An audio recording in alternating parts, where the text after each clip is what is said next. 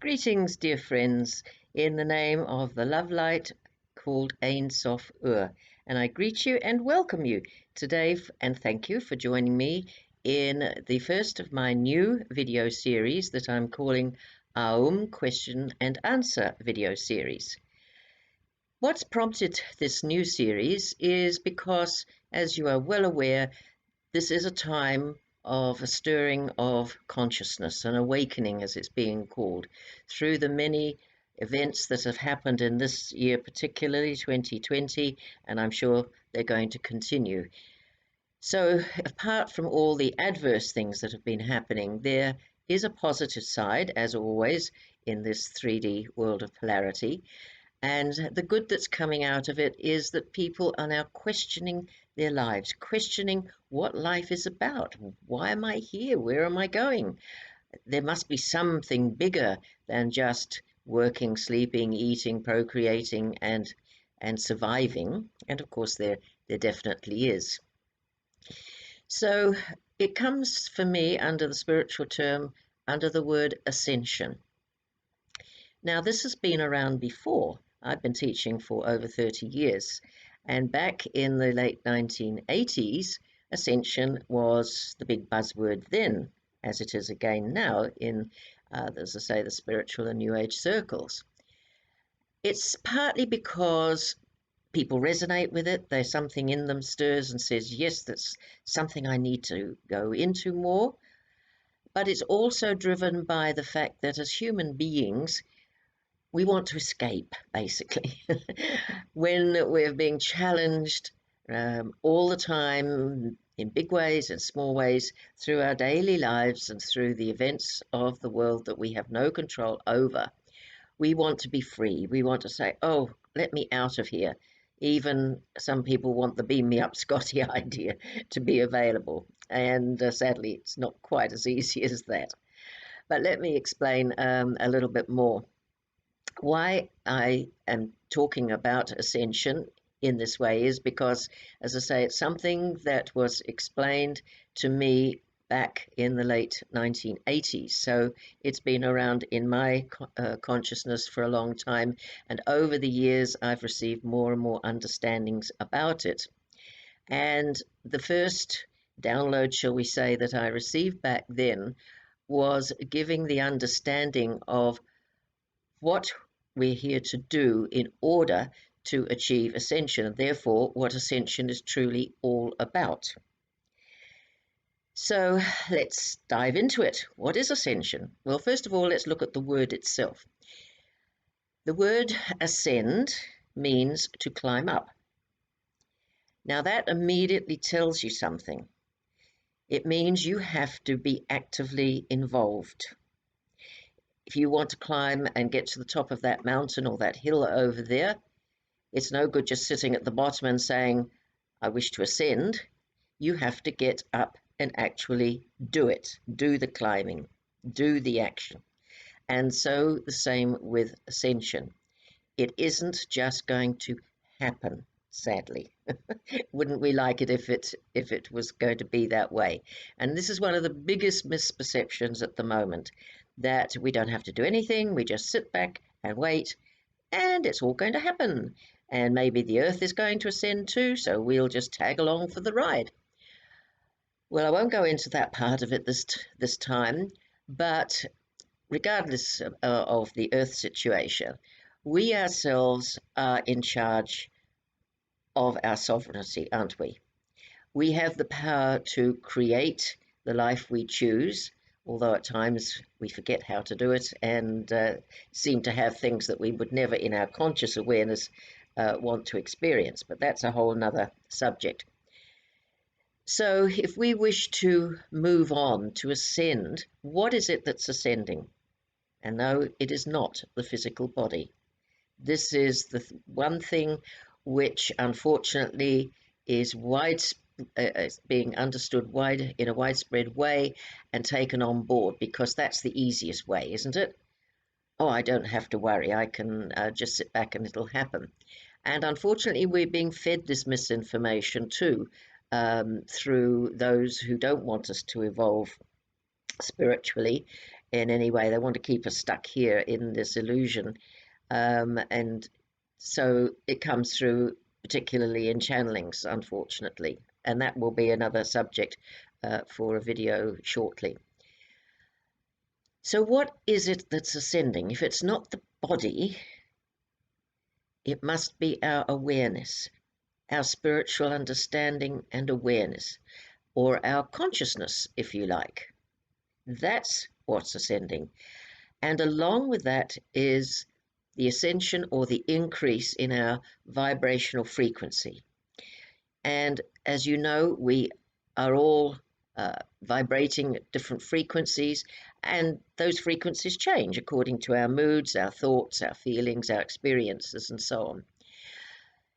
One of the main goals of this whole journey, as I've been given to understand, is to recognize how to raise our vibrational frequencies, and importantly, how to maintain them for longer and longer periods and not be so reactive and when something adverse happens that we drop right back to where we started. Now, the more we work on this to ascend our vibrational frequency through our thoughts, through our feelings, through our actions, through our understanding, then our baseline, as it were, when we do fall back, as it were, raises each time incrementally, so that when we do forget and let things bother us and we react adversely, we don't fall back as far as we did at the beginning.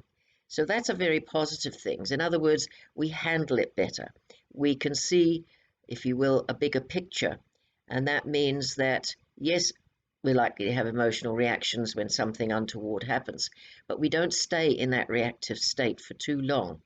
We step back, as it were, and figuratively, I always look at it that we look down on it. We have a bird's eye view, and we look at the situation and say, what is going on deep within this? What is it teaching me? What is it telling me? And then once you've accessed that, or the lesson in it, then you're able to let it go, and you can go back to a higher vibrational frequency of acceptance and knowledge, because, as they say, knowledge is power. Conversely, lack of knowledge is lack of power. So unless we can understand life a little bit better, we are locked into a feeling at times of being powerless, which, as you know, is not the actual truth. So ascending your vibrational frequency is the key. That's what Ascension's all about. And lifting our whole being, our whole consciousness and awareness to a higher level. And of course, this higher level includes all the very positive attributes, which I'm sure you're very well aware of. Love being one of the highest, if not the highest. How do we know this? Well, we do have examples that we can refer to. We have Jesus, and his story is documented. We have the Ascended Master Saint Germain, who was also around in about the 17th century in Europe, and by all historical accounts, was able to stay in a projected form for many hundreds of years. And he too taught things that will help us ascend in our consciousness and frequency. And one of the things that he stressed was the power of the mind, how we use it unknowingly, and yet it is it is the most powerful biocomputer and tool that we have got. And there's now so much research in neuroscience that explains the power of the mind. It's not an esoteric or a mystical or a remote possibility anymore. It's actually been proven. And the power of the subconscious mind and the subconscious programming that neuroscience says drives and governs 95% of our lives, which means that we need to address the programs and the belief systems that we've taken on board right from birth, from those around us, because that's what we do in the first 7 years, And unless we choose to change or delete those programs and replace them with something that is your truth now, they are going to govern and drive you. So all this is part of the whole ascension process, the ascension of understanding and wisdom. In other words, we are beginning to learn through this mindfulness. That's another key word that's becoming very well understood now, being mindful of what presses our buttons, shall we say, of our thoughts and our feelings and emotions and our actions and so forth, so that we can live in a more and more harmonious way. And if you look at those masters that I've mentioned, what did they demonstrate? They demonstrated the highest of human emotions and how to live in them as much as possible. And there's a very useful chart which is available on the on websites or on Google, I'm sure.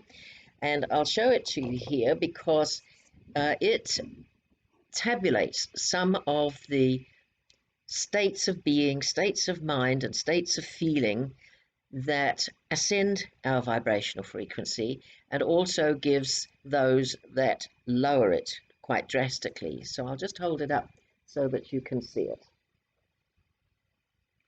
Okay, so here are the ones that are going to lower your frequency very, very quickly in many cases. And above are the ones that are going to raise your vibrational frequencies, to ascend, if you will, your whole consciousness. So let me just read one or two to give you an idea, because it's a very accurate chart. If you're on the downward spiral, things like pessimism, frustration, irritation, feeling overwhelmed, holding on to disappointment, doubt, worry, blame and unforgiveness, big ones, feeling discouraged, and then the further down we go is anger, revenge, and hatred and jealousy, and so on, which I won't elaborate because we all know that those are very destructive feelings. Now, on the upward spiral, okay, there's contentment, feeling gratitude for things that you have in your life. And that's one of the things I do. The first thing I open my eyes in the morning is to smile. I'll tell you about that in a minute why. And then feel gratitude for all the things that are in my life. Even if it's as simple as grateful for my comfortable bed, or a good night's sleep, or grateful to be alive and awake in another new day and all its possibilities. It doesn't matter what, it can be large or small, but gratitude gives you that sense of contentment with what you have. Oh, and the beautiful thing about gratitude as a universal law, it's a law that expands. In other words, what you consciously are grateful for, you get more of, and it expands. So that's good. Hopefulness, of course, and optimism. I guess we all know that lovely, buoyant feeling when we are in that state. Positive expectations and positive beliefs, things that lift us up and give us encouragement, and we feel alive. Enthusiasm, oh boy, when you felt enthusiastic, just how exciting life is and the world is. We only have to look at children to see the power of enthusiasm. They get excited about things very easily and quickly with the positive expectations. And it's only sadly as we grow older that we tend to lose that sometimes. So use that as a guideline. Passion. If you've had a passion for doing something or being somewhere, or going somewhere, you know the strength of that. It's a real deep, burning, in a positive sense, feeling and motivation that makes life so exciting and so wonderful. And at the top of the spiral, according to this, is joy and happiness, of course, I would say.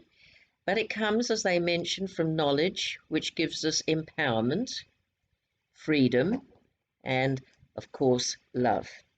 So they're not new ideas, are they? It's just that in the busyness of life, we can tend to forget them at times. And if we're not watching it, then down goes our vibrational frequency. Now, this is also because of some of the laws of vibration, the science of vibration. It's an actual science. It's been described in detail. Just the three I'm going to mention that applies to what we're talking about today is that anything of a lower vibration, a lower frequency, can be raised up by applying a higher frequency. In other words, to bring it into human terms, you apply the opposite feeling or emotion or thought, and a lower frequency will rise. However, the trouble with that is you have to maintain that higher frequency. Otherwise, sadly, when you take your attention away, if you haven't held it long enough, then your frequency will drop back to its previously established baseline, which is, of course, much lower. So when we realize that, we're empowered to do something. Think about it like this. If you've got a habit you want to change, what do? You just don't say, well, I'm going to delete that habit and everything's fine. No, you've got to address it, and then you can say that you wish to delete it, but then you must replace it with its polar opposite. And this is one of the keys of ascension, is to be mindful of how we live from day to day, moment to moment, and anything of a lower or a negative frequency that comes into our thoughts or our words or our minds or our actions, we choose to acknowledge, not ignore them, just acknowledge them, and then we choose to replace them with their polar opposite. So this is ascending our frequencies. This is bringing us up to a higher level of consciousness. What's consciousness? Well, it's awareness. And as I say, mindfulness is an aspect of that awareness. So these sound very basic, but truly this is what ascension is. Well, now let's get to the big ascension question that people are so keen about and want to latch onto. Ascending the physical body. Well, again, let's look at our way showers, our examples. Jesus did ascend. Saint Germain did ascend, as did all the other ascended masters. But what caused that ascension? What was necessary for that to happen? Well, obviously, they were living in this higher state of consciousness and frequency that I've just been explaining in these sense of love and compassion, of service, of gratitude, and all these other things. They're documented, and keeping our thoughts as high a frequency as we can. And even some of the sayings that are attributed to Jesus in the scriptures tell you that.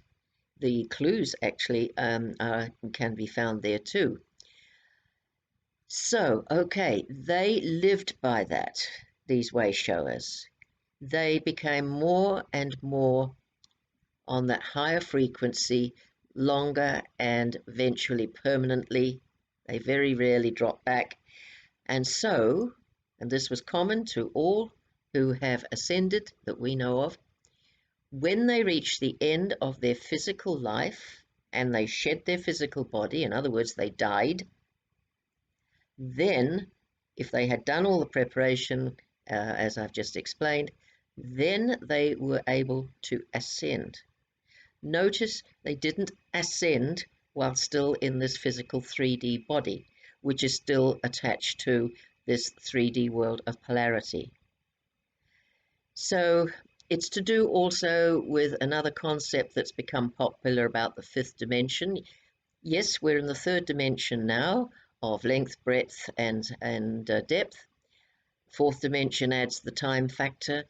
What's the fifth dimension? Yes, that's our goal. That is the ascension goal, if you will.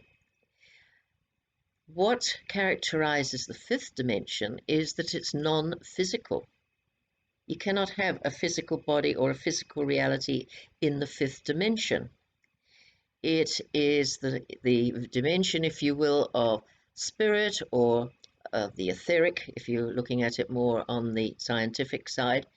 In other words, we can only experience the fifth dimension once we're in our light body, which is not the physical, of course. And our light bodies, in my understanding, are on that fifth dimension anyway. The masters are probably higher.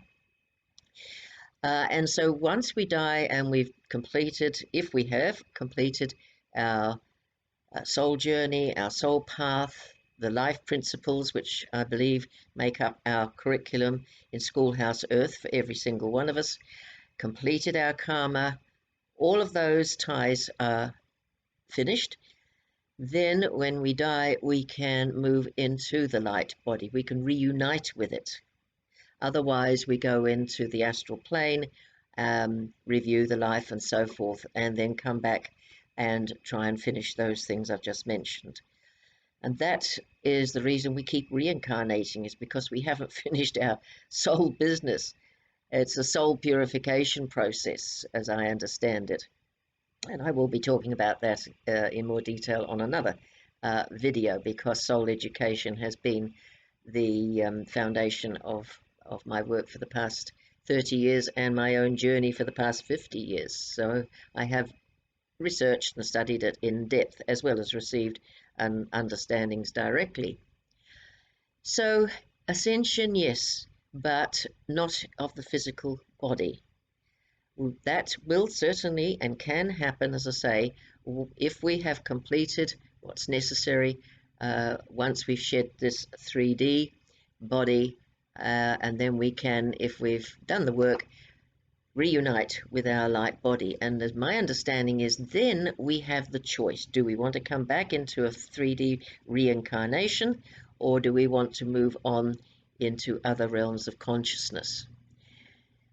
So that's the important message I would like to share with you.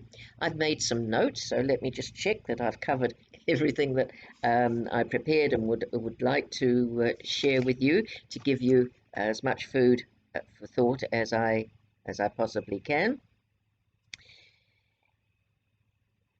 The 3D blocks that I'm talking about, I won't go into in detail, but they're anything that negates or hides or is opposite to what we inherently know is our highest spiritual love potential. Yes. There's been a lot of information being put out there on the internet these days. It has its good points because people can share information, but of course anyone can put stuff out there, and many are putting it out because that's their desire or their belief. They mean well. Everybody is meaning well, I'm quite sure, but it doesn't mean to say that it's truth or based on fact or anything that's truthful. So I have seen posts that say, oh, here are all the ascension symptoms. Have a think about that. If you're ascending your frequencies, you're becoming more loving, more harmonious, more grateful, more content, more filled with joy and optimism and positivity and all of those other lovely things. In fact, I made a list of them here. Realizing that we're all part of the oneness of creation, and so we do what the golden rule has taught us: do unto others as you would have done unto you. We claim our sovereignty. We step into our own power and realize that we are powerful beings. And as I say, we express love and gratitude all the time. We relax, and yet we're grounded. We're not turning our face away from the things we don't like. We acknowledge the whole big picture, and then do something about those aspects which are not serving us any longer. We control the ego rather the ego governing us, and that's a big job in itself, as I'm sure you know. And we're aligning more and more with the qualities, if you like, that our higher self embodies, or I am presence, call it what name you will. I call it, in layman's terms, the super self, because people who are not into the spiritual terminology can relate to having a super self. So, symptoms. What would be the symptoms of this? If you are doing all these positive things, you wouldn't have any negative symptoms, would you? And yet, always when you see this shared, the symptoms are negative. But when you read them, they actually sound the same symptoms as you'd have if you were suffering from flu or a really bad cold or the virus that's around at the moment. So that can't be ascending. If you're ascending your frequencies and increasing the positive side, you wouldn't have any of those symptoms. Well, not certainly as symptoms of ascension. You might choose to experience it for some reason, but it's got nothing to do with ascension. You'll feel elated each day. You will feel the optimism and the joy of, here's another wonderful day with all sorts of possibilities that I can do better. I can live from a higher frequency of love and forgiveness and joy, and help others, make a difference in the world, or maybe just help somebody along their path today. That's going to be the positive feeling that ascension process is going to engender. And if you want any symptoms, those are the symptoms of feeling that excitement and that enthusiasm that I was reading out before. So I hope, dear friends, this has given you food for thought and giving you the reasons why my understanding of ascension is different, shall we say, wholly different in many cases to some of the things that are being put out there today. As always, tune in to your heart soul center. If you want to check, one of the things I always do is say to the Holy Spirit, which I believe is the communicating presence between my soul and my higher self and me as a person, and I say, Holy Spirit, bring into my conscious awareness the understanding around, and then whatever it is that you want to understand. And I have found that that will eventually, it may not happen at that moment, but you will get what I call ahas, and something will click, or somebody will say something, or you read something, and you think, of course, that makes sense. That answers my questions.